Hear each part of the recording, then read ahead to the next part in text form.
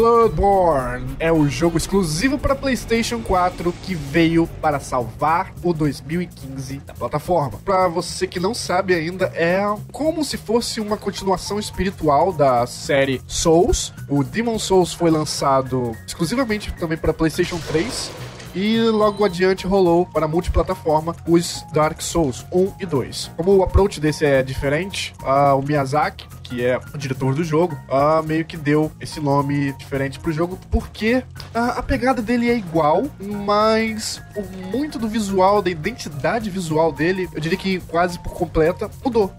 Isso é uma coisa boa, porque quem gostava já de Dark Souls ou Demon Souls pode continuar tranquilo, sabendo que a série tá ali continuando, só mudou o nome, e o polimento ou a mudança de algumas mecânicas. E pra quem não gostava ou não conhecia, esse nome talvez traga aí um olhar diferente sobre a série, fazendo com que a coisa fique mais atraente para essas novas pessoas ou as pessoas que não gostaram, que agora podem dar uma segunda chance ao jogo. É um jogo conhecido pelo alto teor de desafio. Muita gente diz que ele é difícil, mas vamos aí esmiuçar o que é dificuldade. Os jogos antigamente feitos em arcade eram feitos para arrancar dinheiro das pessoas.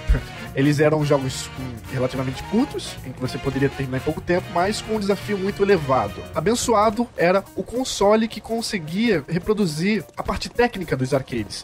Então, os ports do Nintendinho, por exemplo, se deram muito bem, com versões muito boas. Só que certas partes que eu não sei se deveriam ir para os consoles acabaram indo, como a dificuldade. Não, você não precisa mais daquele forte desafio opressor que você tinha nos jogos versão arcade. No console você tinha todo o tempo do mundo e você não precisava colocar a coisa da frustração dos jogos. Calma lá. Ao longo do tempo isso foi consertado, entre aspas, mas hoje em dia muitas pessoas se referem aos jogos antigos como antigamente que era bom e tudo mais, só que a gente tem que olhar que não era bem assim que as coisas eram pra ser. Então hoje em dia a gente tem uma experiência caseira muito mais macia que conduz a gente através do jogo, e é claro que também o budget do jogo, o valor de custo da produção do jogo aumenta demais, e é necessário que o jogo seja atraente para um número grande de pessoas, que ele seja recomendado pela mídia, que as pessoas possam percorrer através dele sem muita frustração. O Dark Souls, a série Dark Souls, e agora Bloodborne, ele vai um pouco contra a maré disso tudo, oferecendo ao jogador uma mescla, que é de um jogo com duração grande, grandes cenários, bastante coisa para percorrer, exploração e tudo mais, mas com uma pitada daquele desafio que os jogos antigos traziam. O tipo de desafio que ele traz, parecido com antigamente, é a coisa de percorrer os cenários, se ferrar um pouco, vamos dizer assim, e meio que memorizar. Esse é um dos fatores que compõem a gameplay da série Souls e agora o Bloodborne. Vamos passar a falar sobre Bloodborne somente. Esse jogo aqui, eu diria que ele oferece portas mais abertas, digamos assim, pro jogador, porque ele é um pouco mais jogado na rapidez, ele se aproxima mais da agressividade dos hack and slash que a gente tem de hoje em dia, e tirando mais a parte defensiva que a gente tinha dos Dark Souls e Demon Souls. Agora você não tem aquela coisa do timing de defesa e timing de ataque. Você tem mais agora o timing de ataque que você vai dar no seu inimigo e estudar o timing do ataque do inimigo, pra você descobrir a deixa dele. Cortando então esse caminho que você tem que percorrer na gameplay de combate, você vai obter um jogo menos, como dizem, obtuso. Então, iniciantes, tá aí Bloodborne, de braços abertos, pronto pra cravar garras em suas costas, é claro. Como dito antes, o jogo é muito sobre frustração e recompensa. Você vai começar andando cuidadosamente no mapa, onde cada inimigo vai oferecer um desafio completo. Você não vai tratar aquele inimigo como qualquer um, vai ser o inimigo. É como se ele tivesse um nome, CPF, uma casa, tá? Então, não trate o inimigo como qualquer um. Ele vai te oferecer um desafio em que, se você bobear, você morre. Se você for desleixado, você morre. Você pode estar em level alto, mas se você voltar lá pro início e for desleixado, você morre. Inclusive, morrer é a coisa que você vai mais ver nesse jogo. Após a exploração lenta desse mapa, quando você morrer e retornar, você vai percorrer a parte já percorrida com uma certa rapidez maior. Nessas idas e vindas entre mortes e explorações é que aparece a recompensa. Quando você morre, você geralmente tá com um espírito de vingança em relação a quem te matou, ou sobre aquela área. Não, agora eu passo. Ou você tá muito ansioso pra descobrir alguma coisa que você acha que tá adiante, e tudo que possa envolver recompensas. Nesse desafio todo diferenciado, faz com que o prazer de se jogar o jogo seja muito maior, muito acima dos outros jogos, vamos dizer assim, comuns que você tá acostumado, ou que a gente aprendeu a se acostumar. A ambientação do jogo parece vir de uma moda que veio pra ficar em 2014. a Era Vitoriana. A gente já teve o jogo The Order 1886 com a mesma ambientação, mesmo feeling. A gente vai ter ainda Assassin's Creed Victory, que também é na Era Vitoriana, e espere por mais jogos baseados nessa arquitetura tão legal. Se trata de meio que ruas londrinas, essa coisa dos castelos, da coisa dark, das vielas. Sinta-se dentro do filme, por exemplo, O Barbeiro Demoníaco com o Johnny Depp. Dentro dessa arquitetura, desse mundo, você vai ter os inimigos que vão acompanhar essa ambientação. Basicamente, o jogo traz um roteiro em volta desse líquido precioso e sagrado entre nós, que é o sangue. E para as criaturas, a gente tem os lobisomens, que vão habitar de várias formas a cidade. São criaturas que impõem, na minha opinião, um respeito muito maior. Eu diria até que, certas vezes, um medo. Elas são terríveis. Então você vai pensar 2 vezes antes de atacar tais inimigos. E como o design é maravilhoso. Não basta só construir uma cidade na Era Vitoriana. Você tem que fazer uso de toda a sua arquitetura, do seu gameplay, do seu design, do seu level design. Entre becos, vielas, subidas e descidas, há um mapa muito bem feito que o jogo trabalha com um sistema de progressão à la Zelda, em que você percorre um caminho até certo lugar, abre um lugar e lá na frente, como recompensa, vai ser aberto um atalho que te leva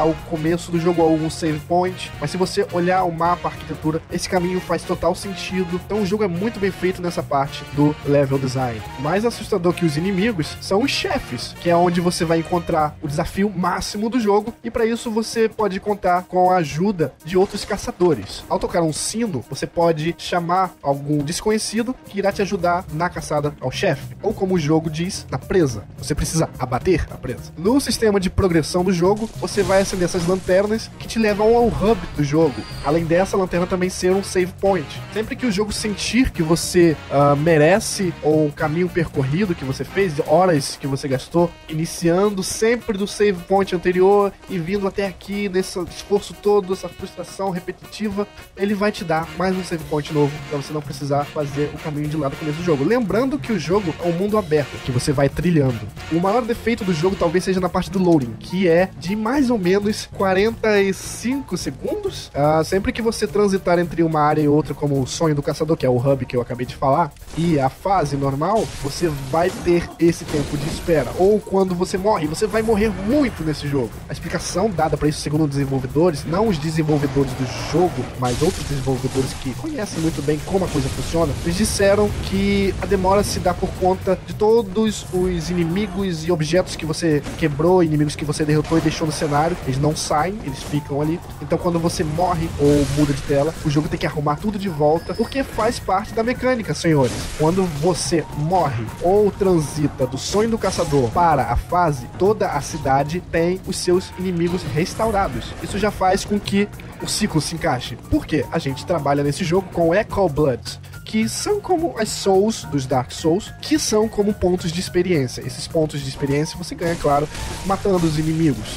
Acumulando esses pontos de experiência faz com que você queira voltar ao save point, ao Sonho do Caçador, para poder gastar com itens, com level up do seu personagem ou com outras melhorias gerais na arma, etc. Sim, os Echo Blood servem como moeda para itens e como XP. O problema é que se você morre na fase, os Echo Bloods, o XP que você tá carregando, são dropados, são largados no chão onde você perdeu. Então, quando você renasce no mundo, no checkpoint, no último que você achou, na lanterna, cabe a você voltar até o lugar em que você morreu para reaver aquilo que você havia pego. Claro que com todos os inimigos de pé de volta. Então o jogo é uma grande aposta, onde você precisa saber quando parar essa aposta e voltar pro Sonho do Caçador, trocar os seus pontos, sabendo que quando você retornar à fase, tudo vai estar de volta em seu lugar. Falando em aposta, nas batalhas você conta com armas na mão esquerda e na mão direita. Na esquerda você pode, por exemplo, botar uma pistola, na direita um machado. O jogo conta com 16 armas, sendo que cada arma ela tem uma transformação. Com o botão L1,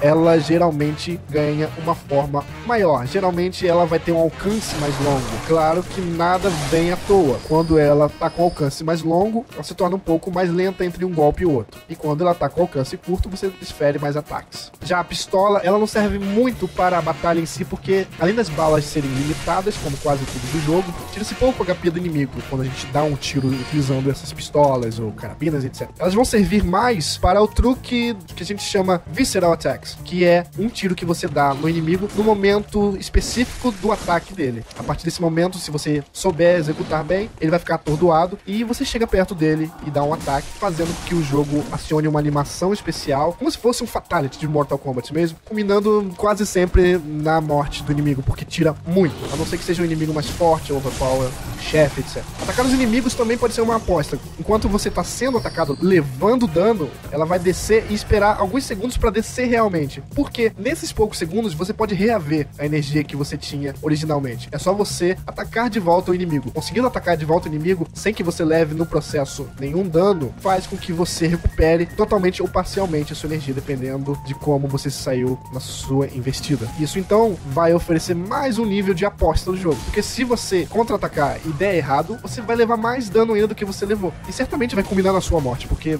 um combo de 3 hits de um inimigo numa área em que você tá nivelado normal com ela, vai fazer você morrer certamente. Ah, e não se esqueça dos frascos de sangue, que são as energias do jogo. Você tem um botão triângulo só pra usá-las. Então você vai ter muito dropping dos inimigos com esses Blood Vial. Guarde bastante deles e saiba a hora de usar nos combates. O jogo possui também, claro, um sistema de esquiva, porque se você fosse somente investir em ataque e esperar levar ataques, ia ficar tão chato quanto um RPG de turno, né? Mas não, você tem a opção de dar esquivas laterais para trás ou investidas para frente. Falar sobre a mecânica de Bloodborne foi preciso, porque é aí que basicamente mora a felicidade que você vai ter com o jogo. É um pacotão de jogo, tem muito conteúdo, muitas horas. A jogabilidade entre as armas é muito diferente, você vai querer utilizar várias roupas, o gráfico é bem bonito, principalmente por causa da arte, da ambientação e também dos personagens, dos inimigos, do seu personagem, suas roupas, é tudo muito estiloso, tudo meio que novo no mundo dos videogames, não tá mais naquela coisa medieval, aquela coisa que você vê sempre. É um jogo recomendadíssimo. Caia de cabeça em Bloodborne, não tenha medo. Assim como eu tinha pouquíssimas horas de Dark Souls, eu era super tímido pra jogar esse jogo, eu ficava muito assustado, com medo de me frustrar muito. Eu me frustrei muito, mas a recompensa foi até maior. Sendo assim, não tem motivos pra você não escolher Bloodborne como seu principal jogo de PS4 até o momento. Se você gostou, se inscreve no canal pra você receber mais vídeos assim que eles forem lançados. A gente sempre tem outros tipos de vídeos, como Old School, que são vídeos que tratam de jogos antigos ou consoles antigos. E também fiquem ligados pros Top 5, que vão tratar de listas bem interessantes, bem específicas e diferentes do que você está acostumado a ver. Então, até logo!